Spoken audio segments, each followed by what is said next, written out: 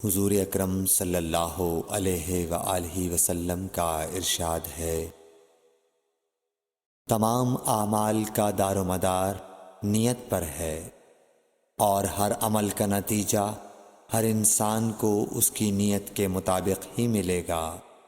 پس جس کی ہجرت دولت دنیا حاصل کرنے کے لیے ہو یا کسی عورت سے شادی کی غرض سے ہو، پس اس کی ہجرت انہی چیزوں کے لیے ہوگی جن کے حاصل کرنے کی نیت سے اس نے ہجرت کی۔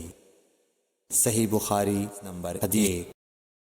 حضور اکرم صلی اللہ علیہ وآلہ وسلم نے فرمایا کہ وحی نازل ہوتے وقت کبھی مجھ کو گھنٹی کی سی آواز محسوس ہوتی ہے، اور وحی کی یہ کیفیت مجھ پر بہت شاق گزرتی ہے۔ جب یہ کیفیت ختم ہوتی ہے تو میرے دل و دماغ پر اس فرشتے کے ذریعے نازل شدہ وحی محفوظ ہو جاتی ہے، اور کسی وقت ایسا ہوتا ہے کہ فرشتہ بشکل انسان میرے پاس آتا ہے اور مجھ سے کلام کرتا ہے، پس میں اس کا کہا ہوا یاد رکھ لیتا ہوں۔ صحیح بخاری حدیث نمبر 2۔ حضرت صلی اللہ علیہ وآلہ وسلم پر وحی کا ابتدائی دور اچھے سچے پاکیزہ خوابوں سے شروع ہوا۔ آپ خواب میں جو کچھ دیکھتے وہ صبح کی روشنی کی طرح صحیح اور سچا ثابت ہوتا۔ پھر من جانب قدرت آپ تنہائی پسند ہو گئے، اور آپ نے غار حرا میں خلوت نشینی اختیار فرمائی، اور کئی دن اور رات وہاں مسلسل عبادت اور یاد الہی و ذکر میں مشغول رہنے لگے۔ جب تک گھر آنے کو دل نہ چاہتا توشہ ہمراہ لیے ہوئے وہاں ہونے پر ہی اہلیہ محترمہ حضرت خدیجہ رضی اللہ تعالی عنہا کے پاس تشریف لاتے اور کچھ توشہ ہمراہ لے کر پھر وہاں جا کر خلوت گزین ہو جاتے۔ یہی طریقہ جاری رہا یہاں تک کہ آپ پر حق منکشف ہو گیا، اور آپ غار حرا ہی میں قیام پذیر تھے کہ اچانک حضرت جبرائیل علیہ السلام آپ کے پاس حاضر ہوئے اور کہنے لگے کہ اے محمد پڑھو، کہ میں نے کہا کہ میں پڑھنا نہیں جانتا۔ آپ صلی اللہ علیہ وسلم فرماتے ہیں کہ فرشتے نے مجھے پکڑ کر اتنے زور سے بھینچا کہ میری طاقت جواب دے گئی، پھر مجھے چھوڑ کر کہا پڑھو۔ میں نے پھر وہی جواب دیا کہ میں پڑھا ہوا نہیں ہوں۔ اس فرشتے نے مجھ کو نہایت ہی زور سے بھینچا کہ مجھ کو سخت تکلیف محسوس ہوئی، پھر اس نے کہا کہ پڑھ۔ میں نے کہا میں پڑھا ہوا نہیں ہوں۔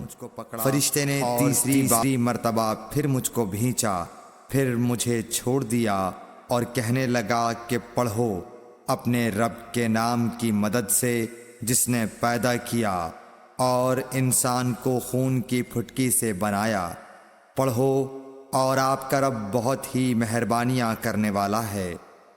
پس یہی آیتیں آپ حضرت جبرائیل علیہ السلام سے سن کر اس حال میں غار حرا سے واپس ہوئے کہ آپ کا دل اس انوکھے واقعے سے کانپ رہا تھا۔ حضرت خدیجہ کے ہاں تشریف لائے اور فرمایا کہ مجھے کمبل اوڑھا دو، مجھے کمبل اوڑھا دو۔ لوگوں نے آپ کو کمبل اوڑھا دیا۔ جب آپ کا ڈر جاتا رہا تو آپ نے اپنی زوجہ محترمہ حضرت خدیجہ رضی اللہ تعالی عنہا کو تفصیل کے ساتھ یہ واقعہ سنایا، اور فرمانے لگے کہ مجھ کو اب اپنی جان کا خوف ہو گیا ہے۔ آپ کی اہلیہ محترمہ حضرت خدیجہ رضی اللہ تعالی عنہا نے آپ کی ڈھارس بندھائی اور کہا کہ آپ کا خیال صحیح نہیں ہے۔ اللہ کی قسم آپ کو اللہ کبھی رو اخلاق فاضلہ کے مالک ہیں۔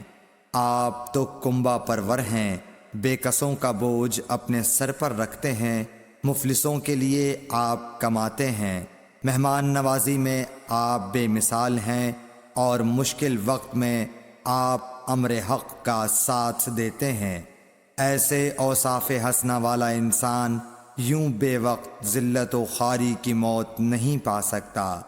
پھر مزید تسلی کے لیے حضرت خدیجہ رضی اللہ تعالی عنہا آپ کو ورقہ بن نوفل کے چچا زاد بھائی تھے اور زمانہ جاہلیت میں نصرانی مذہب اختیار کر چکے تھے اور عبرانی زبان کے کاتب تھے۔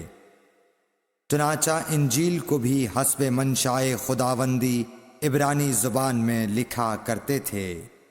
انجیل سریانی زبان میں نازل ہوئی تھی، پھر اس کا ترجمہ عبرانی زبان میں ہوا۔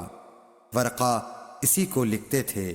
وہ بہت بوڑھے ہو گئے تھے، یہاں تک کہ ان کی بینائی بھی رخصت ہو چکی تھی۔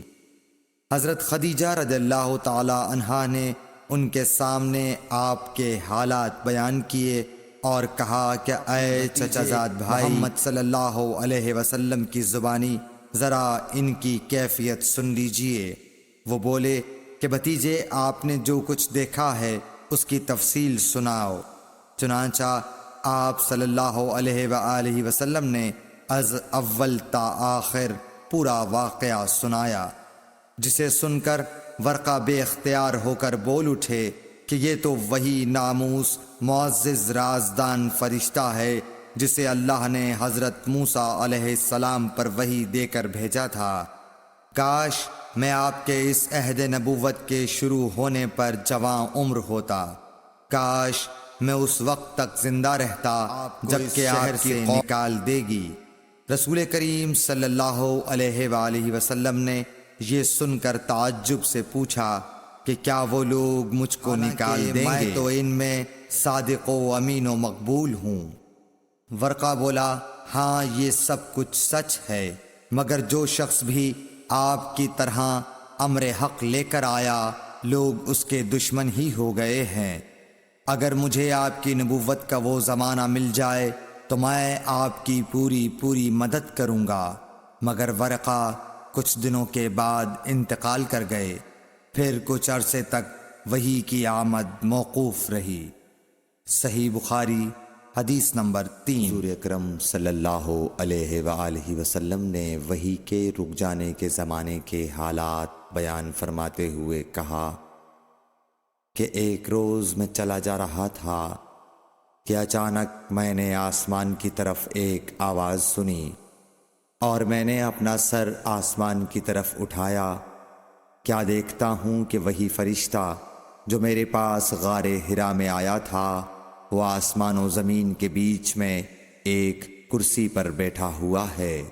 میں اس سے ڈر گیا اور گھر آنے پر میں نے پھر کمبل اوڑھنے کی خواہش ظاہر کی۔ اللہ پاک کی طرف سے یہ آیات نازل ہوئیں، اے لحاف اوڑھ کر لیٹنے والے، اٹھ کھڑا ہو اور لوگوں کو عذاب الہی سے ڈرا اور اپنے رب کی بڑائی بیان کر اور اپنے کپڑوں کو پاک صاف رکھ اور گندگی سے دور رہ۔ اس کے بعد وہی تیزی کے ساتھ پے در پے آنے لگی۔